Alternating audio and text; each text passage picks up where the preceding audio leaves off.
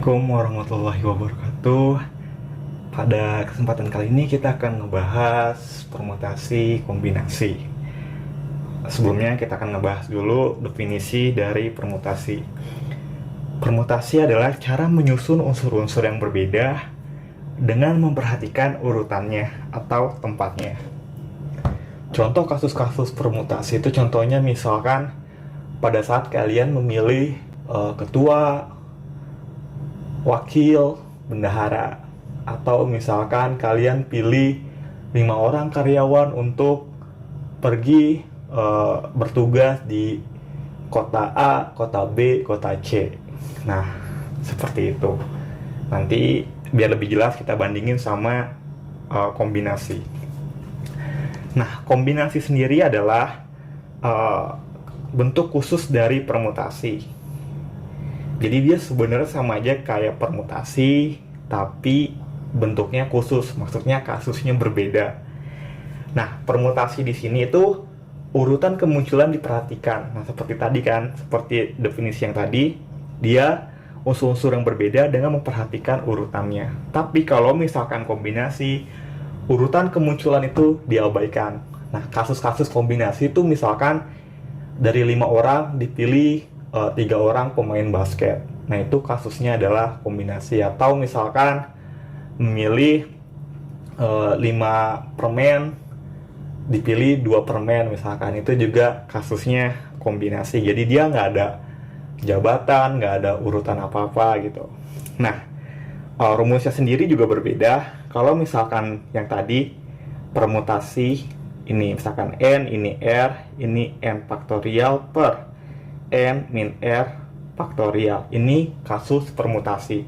Tapi kalau rumus kombinasi itu N R N faktorial per N min R faktorial. Nanti dia dibagi lagi sama R faktorial. Nah, kalau misalkan kita simpulin dari sini, maka permutasi itu nanti dia lebih banyak kemungkinannya, kalau kombinasi itu lebih sedikit. Nah, kenapa? Nah, kita akan bandingin perbedaannya di sini. Atau di sini langsung. Nah, di sini misalkan ada 4 orang. 4 orang ini misalkan si A, B, C, dan D. Lalu kasus yang pertama, kasus permutasi, kita pilih 3 orang untuk menjadi ketua, sekretaris, bendahara. Ini kasus permutasi. Lalu yang kedua itu kasus kombinasi, kita pilih 3 orang untuk masuk tim basket. Jadi dia dipilih 3 orang aja, udah nggak ada urutan apa-apa, nggak ada jadi ketua, nggak jadi sekretaris, nggak jadi bendahara, jadi 3 orang dipilih. Nah, untuk kasus yang pertama kita pilih 3 orang ketua, sekretaris, bendahara. Kalian kita tulis K, S, B. Misalkan kepilih misalkan si A jadi ketua, B sekretaris, C bendahara. Ini bendahara. Atau bisa juga misalkan ini K, S bendahara, ini A, ini C, ini D. Bisa juga ketua, sekretaris, bendahara. Pilih misalkan B, C, D. Atau ada lagi ketua, sekretaris, bendahara. Kepilih si apa lagi, A, C, D udah, B, C, D udah, A, C, D, A, B, D, A, B, D. Nah, untuk kasus permutasi A, B, C, ini kan ketua, A-nya ketua, B-nya sekretaris, C-nya bendahara, sama A, C, B. Nah, ini dihitungnya beda. Walaupun orangnya sama, A, B, C juga, tapi dia punya urutan yang berbeda. Karena di sini si B-nya jadi sekretaris, yang kasus satunya lagi C-nya yang jadi sekretaris. Nanti ada kemungkinan apa lagi? Bisa B, A, C, B, C, A, bisa C, A, B, bisa C, B, A. Juga sama A, D, C, C, A, D, CDA, bisa DAC, DCA. Ini pun sama, BDC, CBD, CDW, DBC, DCB. Ini A, DB, BAD, BDA, BAB, DBA. Nah, nanti kalau kita total, ini kan 1, 2, 3, 4, 5, 6, 1, 2, 3, 4, berarti 6 dikali 4.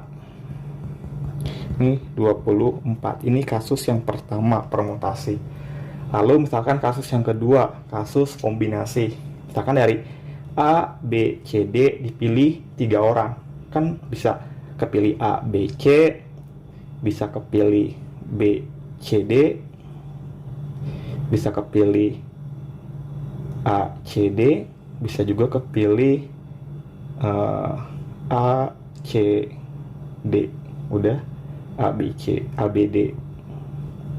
Nah, kalau di kasus yang kedua dipilih 3 orang untuk masuk tim basket, misalkan kepilih A, B, C. Nah, itu sama A, C, B. Nah, dia kan sama aja. Jadi dihitungnya tuh 1 aja. Tapi kalau misalkan di kasus permutasi, A, B, C sama A, C, B tuh dihitungnya beda. Makanya dia lebih banyak, ada 24. Tapi untuk kasus kombinasinya, ini dia cuman ada 4 aja. Jadi cuman berbeda jauh. Makanya rumusnya kalau permutasi itu, misalkan kita gunain pakai rumus permutasi. Ini permutasi dari 4 orang dipilih 3 orang, berarti 4 faktorial per 4 min 3 faktorial. Di sini 4 faktorial per 1 faktorial, atau 4 kali 3 kali 2 kali 1, bawahnya juga 1. Ini ada 24. Makanya sini 24 kan, sama. Tapi untuk kasus kombinasi dari 4 orang dipilih 3, berarti 4 faktorial per 4 min 3 faktorial, 3 faktorial. Bedanya di belakangnya ada 3 faktorial lagi. Berarti 4 faktorial per 1 faktorial, 3 faktorial, 4, 3 faktorial. Dijabarin sampai yang paling gede, angka paling gede yang ada di bawah itu kan 3 faktorial, berarti sampai 3 faktorial. Ini 1, ini 3 faktorial, kita coret, 4. Makanya ini 4. Nah, seperti itu. Jadi fungsinya si ini 3 faktorial ini adalah untuk mengurangi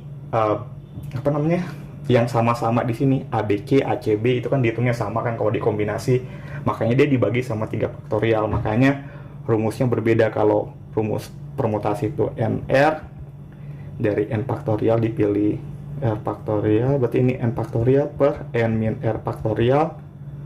Tapi kalau untuk kasus kombinasinya, ini NR, N faktorial per N min R faktorial, R faktorial. Nah, seperti itu. Jadi kalian harus tahu mana kasus yang permutasi, mana kasus yang kombinasi.